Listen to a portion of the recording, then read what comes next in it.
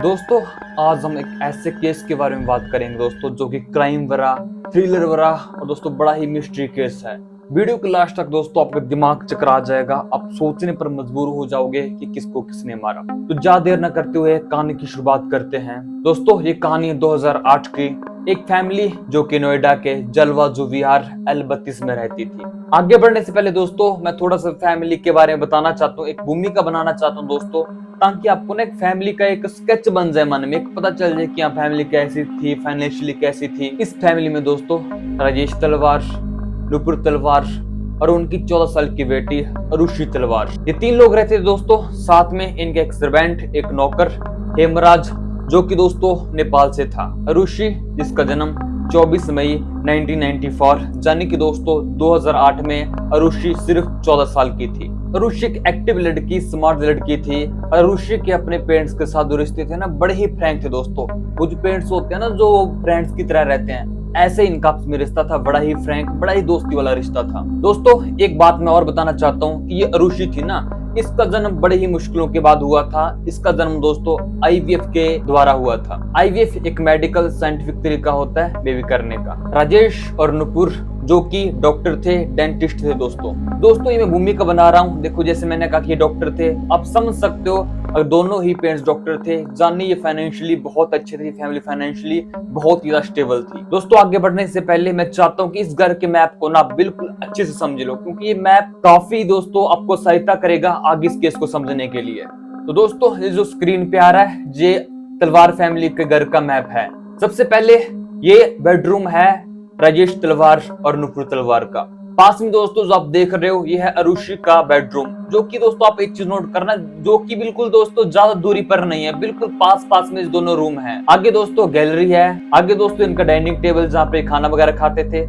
आगे दोस्तों आप देखोगे ये जो रूम है ना दोस्तों, ये था हेमराज का रूम, जाने इनका जो सर्वेंट था वो यहीं पे स्टे करता था, यहीं पे रहता था। अब कुछ चीजें दोस्तों आप अच्छे से नोट कर लीजिए, अच्छे आपके ध्यान में आ जानी चाहिए। सबसे पहली बात देखिए दोस्तों, यहाँ पे 3 दरवाजे हैं।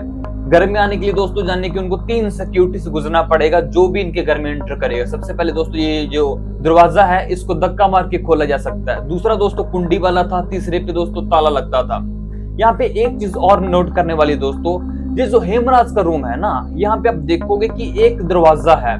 उस दरवाजे से दोस्तों हेमराज के रूम में जाया जा सकता है, और हेमराज का दोस्तों जो रूम है, वहां से गेट खुलता है उनके घर में, जाने के दोस्तों बिना इन 3 दरवाजों को खोले भी हेमराज के रूम से होते हुए घर में एंटर किया जा सकता है।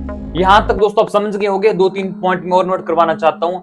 ये दोस्तों ये जो चीज देख रहे हो ना, यहाँ पर अरुषि की मम्मी का कहना है कि हमेशा मैं अरुषि का रात को गेट बाहर से बंद करके चाबी अपने सिरहाने के पास रखती थी, और जितने भी दोस्तों इस घर में गेट थे ना दोस्तों, वो बाहर से चाबी से खुलते थे और अंदर से दोस्तों इंसान खोल सकता था। जाने और कि इंसान अंदर से अरुषि का गेट खोलना चाहे तो बिना चाबी के नहीं खोल सकता, अरुषि ही अंदर से खोल सकती थी। यहाँ तक दोस्तों आप लोग एक बेस समझ गए होंगे पूरी फैमिली का, कि अच्छी फैमिली है, स्टेबल फैमिली है, फाइनेंशियल दोस्तों स्टेबल है, एजुकेटेड है। और दोस्तों पूरा मैप आप समझ गए होंगे कि 3 लोग इसमें रहते थे, साथ में उनके एक सर्वेंट हेमराज जो कि नेपाल से था। दोस्तों अब हम सीधा शिफ्ट करते हैं उस घटना वाली रात के ऊपर, यानी कि 15 मई 2008। दोस्तों जैसा मैंने बताया कि 24 मई को अरुषि का बर्थडे आता था। 15 मई की शाम को दोस्तों सारे बड़े ही खुश थे, बड़ी हैप्पी दोस्तों, सबने अपना भोजन किया, डिनर किया। अगले दिन दोस्तों अरुषि की छुट्टियां पड़ने वाली थी, जो कि समर हॉलीडेज आती हैं। इसी रात को दोस्तों अरुषि के पेरेंट्स ने अरुषि को एक कैमरा गिफ्ट किया था, जो कि स्क्रीन पे आ रहा है। यही कैमरा दोस्तों अरुषि को गिफ्ट किया गया था। सब बड़े खुश थे दोस्तों, मस्ती में सबने मस्ती की, बातचीत की। अरुषि दोस्तों बहुत सारी पिक्स क्लिक की, अपने पेरेंट्स का काफी सारी मस्ती की, उसमें काफी सारी फोटो शूट की। अकॉर्डिंग टू CBI जो लास्ट पिक इस कैमरे से ली गई थी वो 10:10 पे ली गई थी। इसके बाद दोस्तों काफी बातचीत के बाद, थोड़ी मस्ती करने के बाद सभी अपने अपने रूम में चले गए। राजेश तलवार अपने रूम में कुछ काम कर रहे थे, अपने कंप्यूटर पे कुछ काम कर रहे थे। दोस्तों यहाँ पे एक चीज नोट करने वाली है कि जो इंटरनेट राउटर था ना, वो अरुषि के रूम में लगा हुआ था। इसका मतलब दोस्तों जब भी अरुषि के पेरेंट्स को इंटरनेट की जरूरत पड़ती थी, उनको अरुषि के रूम में जाके उस राउटर को ऑन या ऑफ करना पड़ता था। बाद में दोस्तों अरुषि की मदर का कहना है कि लास्ट बार जब उन्होंने अरुषि को देखा उस वक्त 11 बज चुके थे। उस वक्त दोस्तों अरुषि की मदर अरुषि के रूम में गई थी। किस लिए गई थी दोस्तों? क्योंकि जो अरुषि के फादर थे ना, राजेश तलवार, उन्होंने कुछ इंटरनेट पे काम कर रहे थे, तो उन्होंने अपनी वाइफ से कहा था कि जाओ एक बार इंटरनेट राउटर ऑन करके आओ। तो अरुषि की मदर ने बाद में कहा कि जब मैं उसके रूम में गई, अरुषि के रूम में गई, तो मैंने देखा कि उस वक्त अरुषि लेटी हुई थी और एक बुक पढ़ रही थी, एक नॉवल पढ़ रही थी। उस नॉवल का नाम है 3 मिस्टेक्स ऑफ माय लाइफ, जो कि शायद आपने सुना होगा, चेतन भगत द्वारा लिखी गई है। तो दोस्तों ये लास्ट टाइम था जब अरुषि की मम्मी ने, अरुषि की मदर ने अरुषि को देखा था। इसके बाद दोस्तों जो कि इंटरनेट पे लास्ट रिपोर्ट मिली है ना कि कब तक काम किया गया, 12:08 तक इंटरनेट ऑन था, यानी कि 12:08 तक जो अरुषि के फादर थे राजेश तलवार जागे हुए थे और काम कर रहे थे। इसके बाद दोस्तों सिंपल सी बात, अपना काम वगैरह करके वो सो गए होंगे। इसके बाद दोस्तों 12 बजे और 6 बजे के बाद जो इस घर में हुआ दोस्तों, वो आपका दिमाग हिला के रख देगा। आपका दिमाग बहुत कुछ सोचेगा क्या हुआ होगा।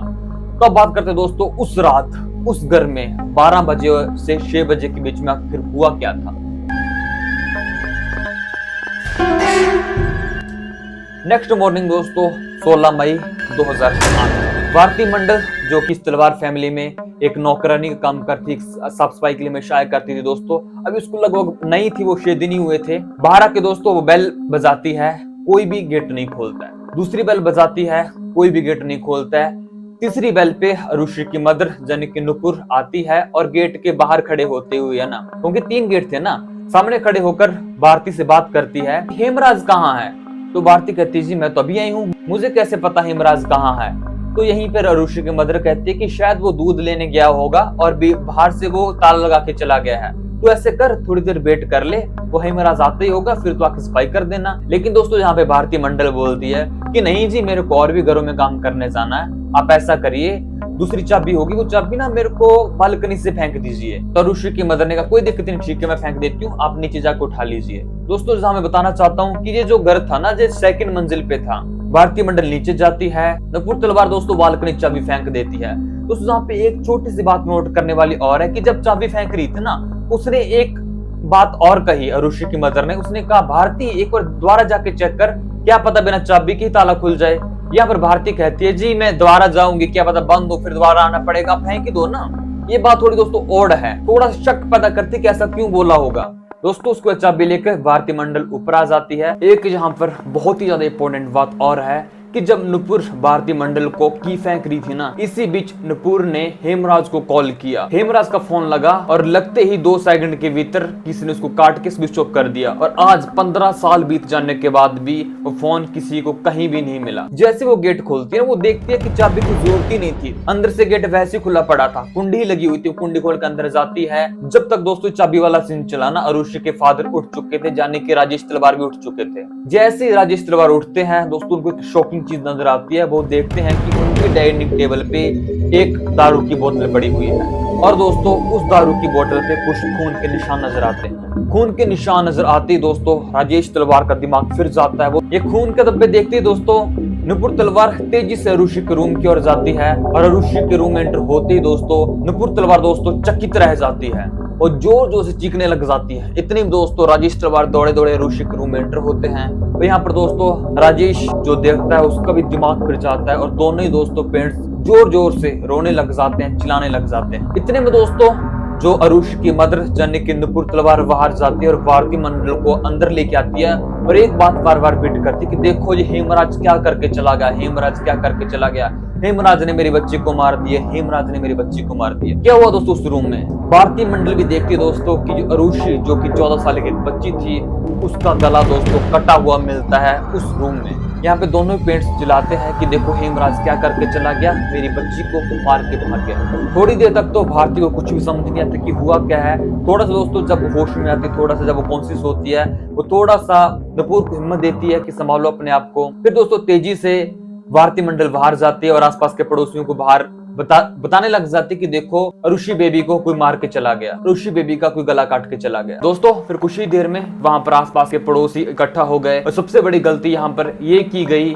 हुई या फिर कहीं की जानबूझ के की गई कि ये तलवार फैमिली ने पुलिस को बुलाने की बजाय सबसे पहले फ्रेंड्स को, रिश्तेदारों को कॉल करके बताया कि घर में हुआ क्या है। शायद हो सकता है, मे बी पॉसिबल कि जानबूझ के सोची समझी साजिश हो सारे के सारे सबूत मिटाने की। इन्हीं पड़ोसियों में एक पड़ोसी ने वहां के चौकीदार वीरेंद्र सिंह को इन्फॉर्म किया कि क्या घटना घटी है। फिर वीरेंद्र सिंह ने पुलिस को कॉल किया। पुलिस जब इस घर में आई तो पुलिस की रिपोर्ट ये थी कि इस घर में घुसते ही हमने देखा कि कम से कम 15 लोग ऑलरेडी पहले इसी घर में थे, जो कि बिल्कुल भी क्राइम सीन के अकॉर्डिंग बहुत गलत बात थी, क्योंकि ऐसा करने से वहां पर जो भी एविडेंस होते हैं ना, किसके फिंगरप्रिंट होते हैं या जो भी सूक्ष्म दोस्तों चीजें होती है वो सारी की सारी डिस्ट्रॉय या फिर करप्टेड हो चुकी थी। और आज 15 साल बीत जाने के बाद ये केस सॉल्व नहीं हो पाया है। उसमें से बहुत बड़ी वजह एक ये भी है, पुलिस ने आते ही वहां के पूरे सीन को जांच पड़ताल की। राजेश और नुपुर से पूछताछ की गई। इसी बीच में राजेश का कहना बार बार यही था कि हेमराज हमारी बच्ची को मार के चला गया है,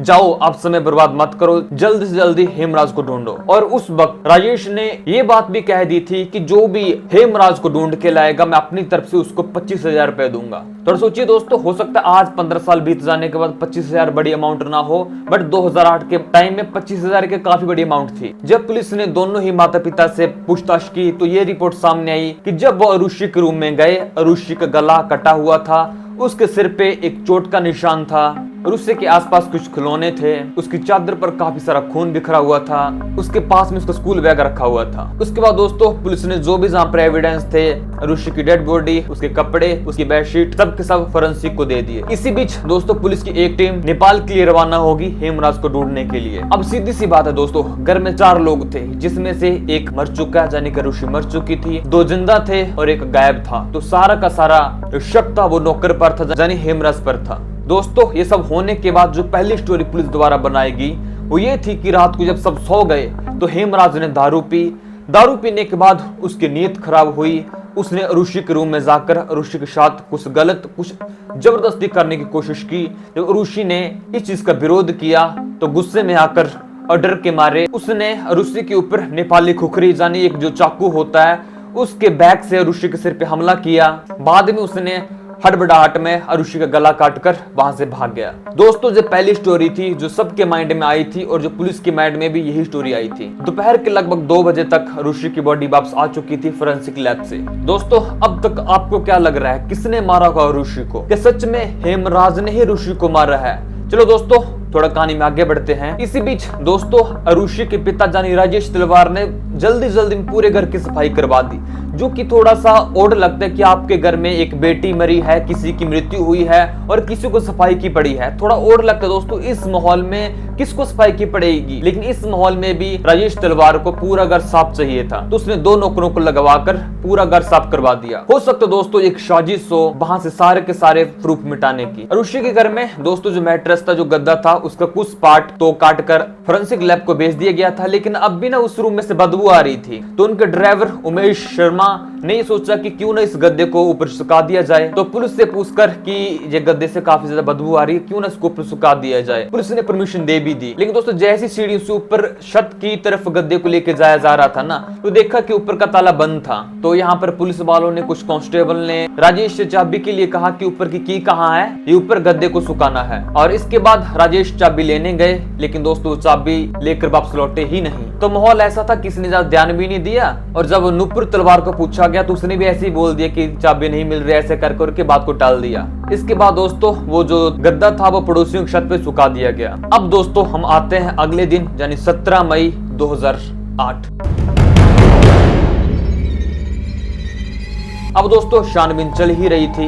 इसी बीच नुपुर और राजेश अरुषि की अस्थियां लेकर हरिद्वार की तरफ रवाना हो गए। इसी बीच दोस्तों एक रिटायर्ड ऑफिसर के गौतम जो कि वहां पर आए हुए थे, दोस्तों ये यहाँ पर किसकी रिक्वेस्ट पे आए थे, उसने एक चीज नोट करी, जो ऊपर की तरफ सीढ़ियां जा रही थी ना, वहां पर कुछ खून के निशान थे, जो कि अभी तक किसी ने उस पर ध्यान ही नहीं दिया था। जब उस पुलिस ऑफिसर ने, रिटायर्ड पुलिस ऑफिसर ने पूछा कि यहाँ पे आपने ध्यान क्यों नहीं दिया, तो पुलिस वालों का कहना यह था कि शायद गद्दे को जब ऊपर लेके जा रहे थे तो तब ये खून के निशान पड़ गए होंगे, हमने इतना ध्यान नहीं दिया। लेकिन दोस्तों उस गौतम जी ने इस बात को बड़ा ही सीरियस लिया और बड़ा ही सीरियसली लेते हुए उस ताले को तोड़ने का ऑर्डर दिया। तो पुलिस वालों ने मिलकर उस ताले को तोड़ा और दोस्तों उस ताले को तोड़ते ही सामने दिखा वो बड़ा ही चौंका देने वाला सीन था। जैसी ताला टूटा, गेट खुला तो क्या देखा, सामने देखा कि बड़ा ही खून बिखरा हुआ है और उस बिखरे खून से आगे ही एक डेड बॉडी पड़ी हुई है। ये देखते ही वहाँ पूरा का पूरा सीन बदल गया और सब सोच में पड़ गए कि ये क्या है।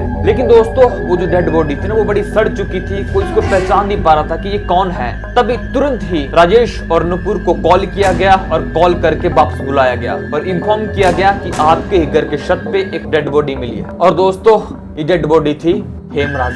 राजेश को जब ऊपर बुलाया गया छत के ऊपर तो राजेश ने साफ साफ मना कर दिया उस डेड बॉडी को पहचानने से। उसने कहा कि मुझे नहीं पता चल रहा है किसकी डेड बॉडी है।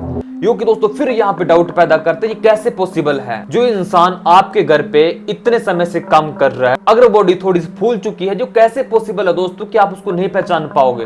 वो ऐसा तो नहीं था कि 2-4 हफ्ते हो चुके थे, बिल्कुल ही सड़ चुका था या फिर चेहरा गल चुका था। सिर्फ 2 दिन की तो बात है। 2 दिन के भीतर आप कैसे अपने उस नौकर को भूल सकते हो जो इतने समय से आपके घर पे काम कर रहा था। बाद में दोस्तों जब नुपुर से पूछा गया तो नुपुर ने कंफर्म किया कि हाँ ये हेमराज की ही बॉडी है। अब दोस्तों पूरी की पूरी गेम बदल चुकी थी, पूरा का पूरा सीन बदल चुका था। अब तक ये कहानी थी कि हेमराज ने अरुषि को मारा और मार के भाग गया।